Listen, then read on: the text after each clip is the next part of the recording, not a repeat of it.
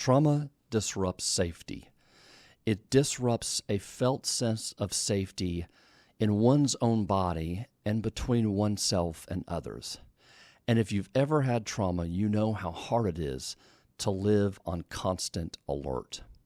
Now, for the sake of this discussion today, I want to draw on internal family systems therapy, which is a model of trauma treatment where they talk about personality having 3 different parts. And one of those parts is called managers or protective parts. Now, the job of the manager or protector part is to run our day-to-day lives. It looks out for us and helps us to be successful from everything like looking both ways before we cross the street to navigating difficult social situations. But with all parts of ourselves that can be shaped by trauma, and after trauma, managers or protectors can become too rigid and start policing certain thoughts or feelings and avoiding anything that might get close to our pain. Because when protectors are on the job, they are the guards at the top of the watchtower, looking out for any sign of danger. Now, the job of managers is to watch out for anything that may trigger or come close to our wounded parts. The wounded parts of us are the parts of our personality that carry the hurt, the pain, the sense of betrayal, sadness, loneliness, shame, neglect, or lack of love. The wounded parts carry the burden of the trauma. But I don't want to focus on the wounded parts of ourselves in this episode. I actually want to focus on the protectors, because the protectors have one of the hardest jobs and work harder than any other part of us. I want us to get to know our protectors better, how they help us, learn where they go, what they go through, and most importantly, have some respect for what they do to keep us safe. And let me say at the outset, you're going to hear me talk about our protectors like they're people, like they're something outside ourselves, even though I'm talking about a part of us. Because in the internal family systems model, externalizing our parts helps us to get some distance from them so that we can be more mindful to their role. We can have more compassion for them. We can befriend them in a way that actually creates more self-compassion and allows us the opportunities to heal our trauma more. So with that being said, let's get started. Welcome to Trauma-Free Relationship, a podcast that provides support and guidance to help heal the wounds of attachment trauma. Whether you find yourself struggling with unresolved issues in the past or have experienced trauma in your current relationship, our goal is to provide accurate, scientifically informed information as well as the tools to help you create a secure connection between you and your partner. And here's your host, Tom Philp. All right, the first thing we want to do is to be able to try to recognize the protector parts that have good intentions. They're working extremely hard to protect you and me by distracting us by working too much, driving you towards drugs or alcohol to numb feelings that may be coming up. They're acting on your behalf by trying to control your environment, setting high expectations, creating unnecessary rules that you feel you must adhere to, and they become the caretakers and appeasers so that no harm will come to you. We can see from this description that our protectors have learned to architect our world in a way to make sure we do not become re-traumatized.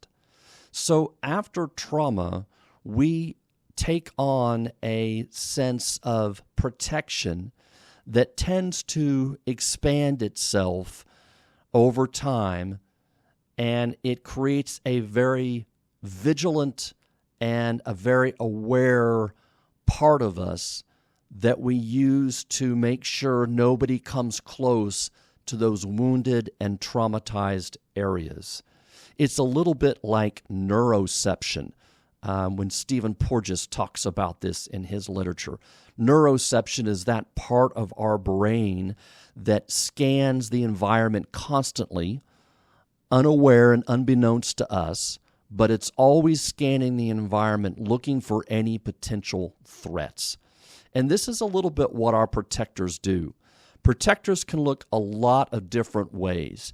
They can show up in our lives, as I said, in terms of creating workaholics. So if we just keep our head down and we work, then guess what? We won't have to deal with and confront our past trauma. It looks like avoidant attachment style. If we just shut off our emotions and just intellectualize everything, we don't have to get in touch with that wounded part of us. It looks like anxious attachment.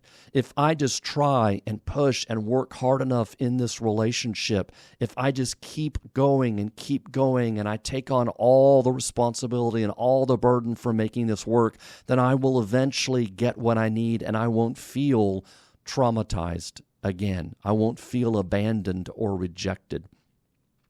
It can look very subtle ways. It can be a shifting of the eyes when an emotional moment comes up in a conversation where you might look down or you might veer off and look at some shiny object that floats by. So there are all kinds of ways our protectors work in our lives to prevent us from feeling or refeeling the trauma that we have tried to bury deep down. And one of the primary ways that our protection works is through avoidance. It helps us avoid, in all kinds of different ways, as I've just mentioned, being re-traumatized. Anything or anybody that potentially can get close to our wound, that is the job of the protector.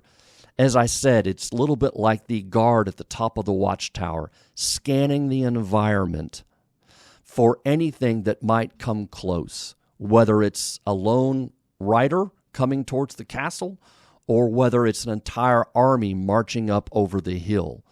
It is going to be very, very aware of immediately wanting to recognize any kind of potential harm that may come to us. And that is the job of our protectors.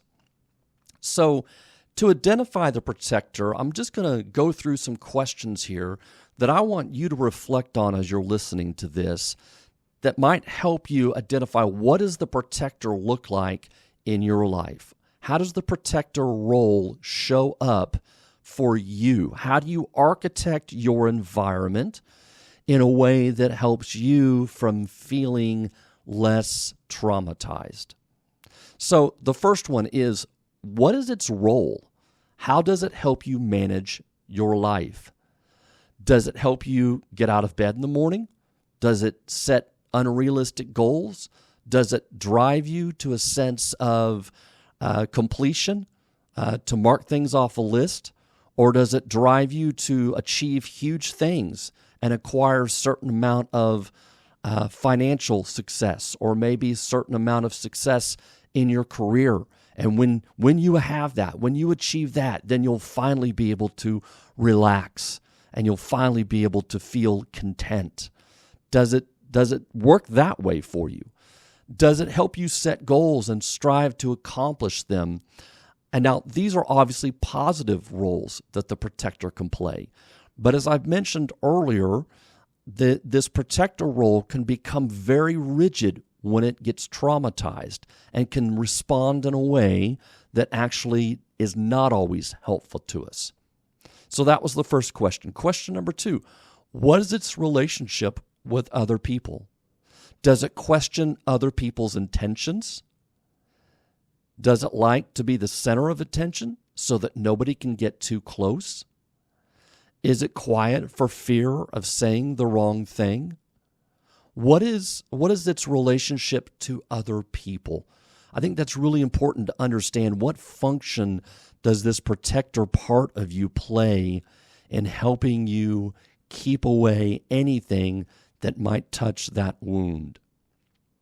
The third question, what does it feel like in your body when it is working for you? When that protector part of you is online, does it feel like a motor that can't shut off? Does it feel anxious? Or is it numb and just on automatic? Does it feel heavy or sad? Or does it come with no sensations at all? When you're in that protector role, where does that fit in your body? What do you notice that might allow that part of you to play a dominant role in your life in those times? All right, number 4, how does it try to protect you? Does it use perfectionism, avoidance, or strict rule setting? Is it flexible? Or more likely, is it rigid? Are there aspects of it that are very rigid? Because that protector part of you exists in you and will not go away. We are made for protection as much as we are made for connection. And when we have past trauma, that protector role takes on all that much more important function in your life. But as I said earlier, that function can be really rigid, or it can tend to be more flexible. All right, number 5, what is it trying to protect you from? That's a really important question, because that protector role, by its very name, is protecting something. Obviously, it's protecting the hurt, the wounded part, the part of you that carries that trauma. But is it wrapped up in rejection or abandonment or feeling unworthy or unloved? So what is that protection actually protecting? All right, number 6, is it happy with its job? Or would it prefer to do something else? Does it ever get tired of doing its job? I think about the more anxiously attached people that feel that sort of anxiousness all the time in their body, constantly striving and pushing for a sense of connection, constantly having to filter conversations through a lens of, are they pulling away from me? Do they not love me? Is this a sense of rejection? Am I not getting the value and the love and the worthiness that I'm really seeking here? Think about how that is constantly being played out inside an anxiously attached person's body. And the protector role that shows up that has to constantly battle with that. Would it ever get tired? Would it ever just want to take a break? Would it ever get exhausted and say, I just need a vacation? I just need to feel safe inside my body. I just need to feel calm for a little while. I'm constantly tired of being on the lookout and being on alert. So ask yourself, does your protector role, is it happy with its job? Does it ever want a break? Does it ever want another part of you to take over and take control for a while because it's just tired? So once we've identified sort of what that protector looks like in your body and in your life, the next thing we want to do is we want to sort of tip our hat of gratitude for the role that the protector plays in our life. Now, I know this sounds strange, but I want you to repeat after me. Thank you, protector, for helping me get through the day. You have worked tirelessly to make sure I am safe and that no harm has come to me. You have my back, and I appreciate the hard work you put in to keep me safe from harm. I want you to repeat that several times to yourself. I know that sounds a little strange, but we have to have compassion for the role the protector plays in our life, because it's a very important role to us. Now, you may want to add your own statement there, and of course you certainly can. Feel free to take or add anything to that, but the whole idea is to vocalize that out loud, to build a sense of self-compassion for that part of you that works tirelessly to keep you safe. So acknowledging the protector part and befriending it means we are closer to understanding the role that that part plays in our life and how we can begin to recognize it when it happens. It's important to remember that our job here is not to change any of our parts. We don't want to change our protectors because they're a valuable part of who we are. They have to have that specific role in our lives, and we need them to play that role. Again, that's part of who we are. That's part of how we're built. We're built to protect ourselves. And when we have been traumatized, that protector role and that part of us plays a significant part in who we are, and it plays out in our personality. So we don't want to change that.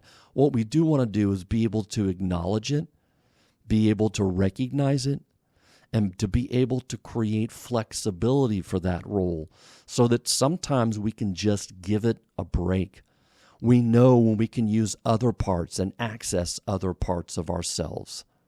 Other parts like the wounded part, the parts that really need to be healed, that need to come to the forefront, that don't always need protection, that when the situation is right, we can expose ourselves and let that wounded part out so it can be healed through other people's loving presence, their care, their concern, their empathy, and their compassion. So I hope today this podcast has helped you think a little bit differently about how trauma has impacted you. I hope it's helped you think a little bit differently about the role the protector plays in your life, and that this is an essential part of you. And that the goal here, again, is not to do away with that protector part, but rather to befriend it. We want to be able to draw it close and recognize it so that we can create more flexibility with that part of us that works so hard to keep us safe. Hey, I hope today's podcast has been helpful to you. And as always, feel free to reach out. If you want more help with any of the concepts we're talking about here, you can go to traumafreerelationship.com. You can sign up for a coaching call. We've been helping folks all across the United States as well as other countries as well that really want to build on this information that we're offering here. You're also welcome to download our free workbook, which there will be a line in today's podcast that you can do that. This is a workbook I built for couples just to help them sort of recognize some of those different roles that they play in their relationship and some of those cycles that can come up for them. As always, I really, really appreciate you guys tuning in and listening. Feel free to give me more feedback. I love hearing from you all. Let me know what you like, what you don't like, what you'd like to hear more of. And until then, we'll talk to you next time. Thank you for listening to Trauma Free Relationship, a podcast for the healing of attachment trauma. You can find us on Facebook, Instagram, or our website at traumafreerelationship.com. Be sure to look for our next episode on your favorite streaming service.